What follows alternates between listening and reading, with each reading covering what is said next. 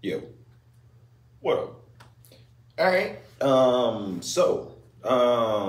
We got Reesa Tisa. Who the F did I marry? Hmm. Okay. Part one. Okay. Cool. All right. Yeah, man. I think I heard a little bit about this.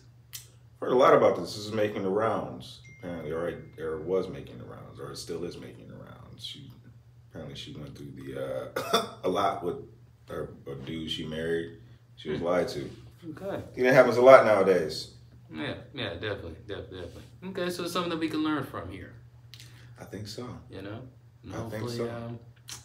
Hopefully it's something we can learn from, and it's a funny story, you know? Yeah. All right, let's go. All right. Hopefully it's funny now. Please excuse the hair, but here is part one of Who the Fuck Did I Marry? So I met my ex-husband around March 4th of 2020. We met on Facebook dating site, and we also matched on Hinge. I did not realize that he was on both under two different names. So one was his actual name, and the other one was a variation, like a nickname that he called himself.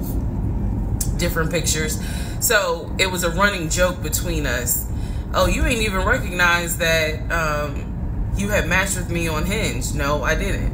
And also that should have been a red flag. By the way, you will notice in this story, I called it the United Nations of red flags. It is so many red flags that, I mean, you would have thought I was colorblind because I ignored all of them. So, United Nations of red flags. Back to the story.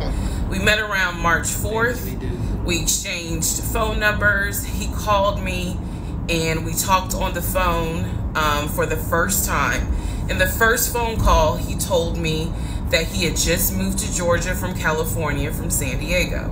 His job had transferred him because he was being transferred in as the new regional manager for a major condiment company that is based here in Georgia. I'm not gonna say the name. And so we also talked about his childhood. He told me he grew up in Philly. He's from Philly. Both of his parents were deceased. This is the first phone call. Both of his parents were deceased. His father was a Philadelphia police officer. His mom was a teacher. He also told me he briefly lived in Augusta with his family. He had 2 brothers and 2 sisters. He also had 2 half-brothers on his dad's side. First phone call. So I'm just giving you guys the backstory. This was the first phone call we had. So we talked about family. We talked about friends. We talked about our jobs. At the time, I was working at Georgia State Patrol. And he knew this, and he just thought that was like, wow, you know. So you work with troopers all day. Yes, I did.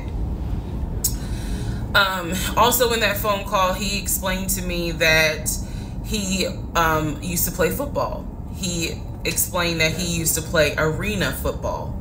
I know nothing about arena football. I know about NFL. I know about college. Go Dogs. But I don't know anything about arena football. So he explained to me that he used to play arena football. He used to work at Apple in the off season of arena football. And I remember thinking on that phone call, oh, okay, you know, like, good for you. I don't know anything about arena football. And I believe I did tell him that. I don't know anything about arena football. That'll come into play later on.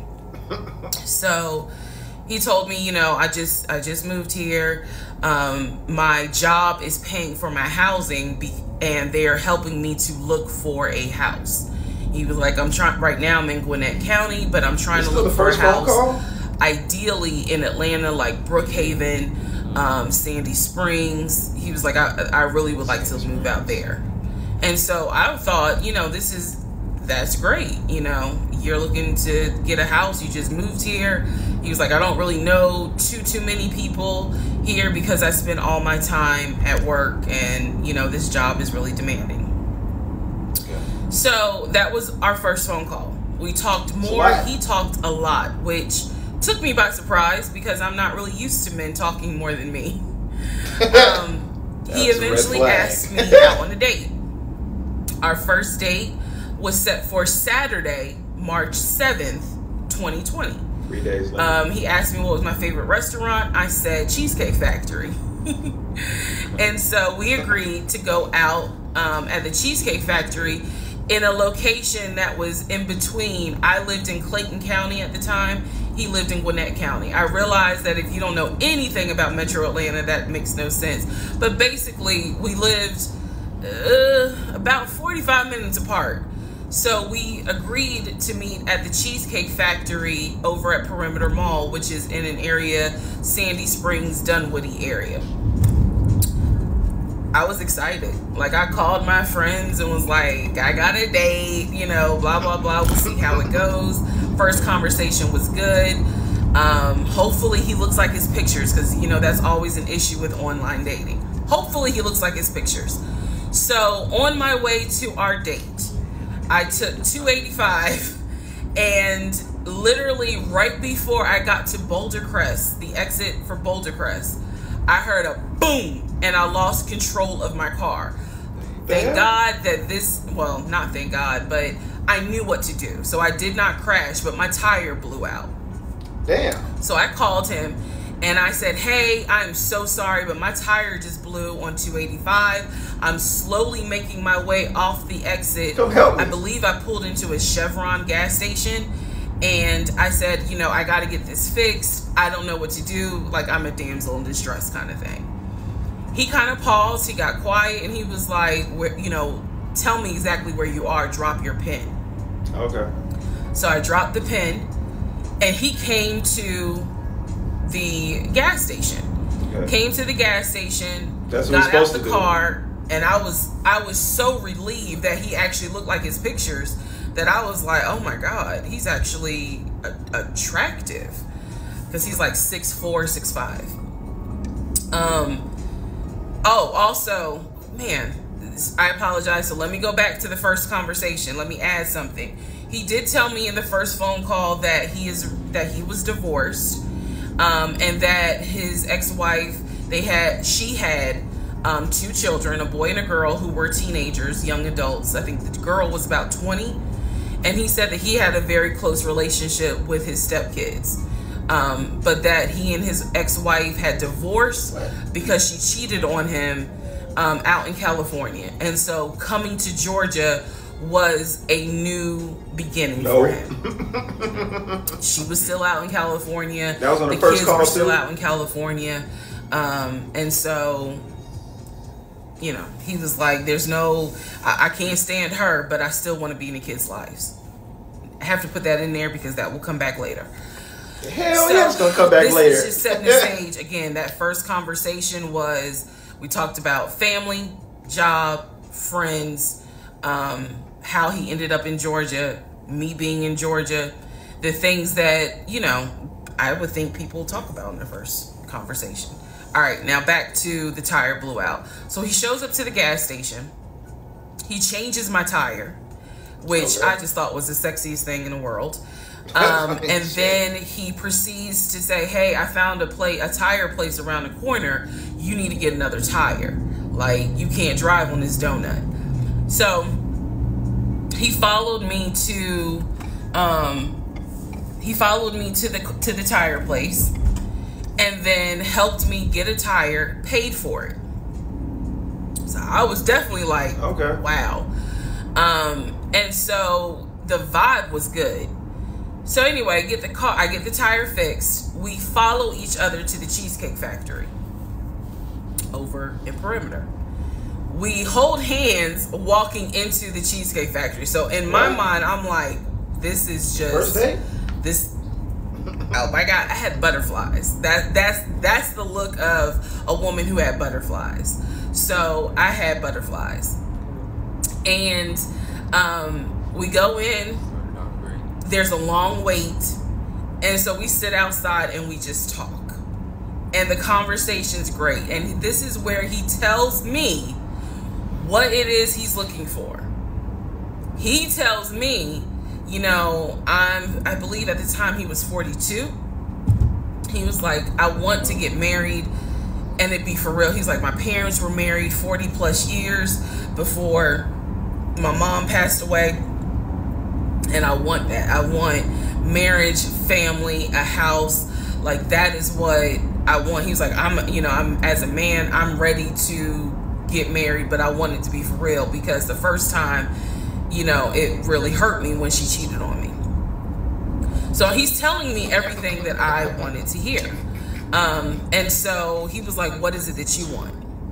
And I said pretty much the same thing. I was like, I'm ready to get married, definitely want to have a family, and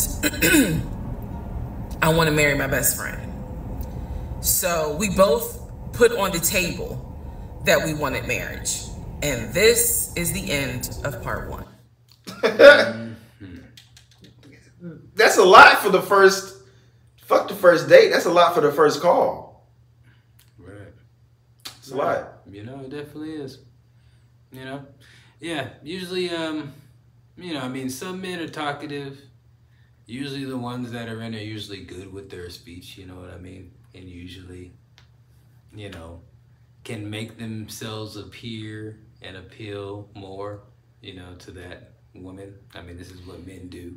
I mean, I found in some cases. I found that I think that I would assume that it would be better to listen than to talk. You know what I'm saying? In those type of conversations. You know what I'm saying? But I can understand. Maybe he's the type of person he is. Maybe he's a talkative dude.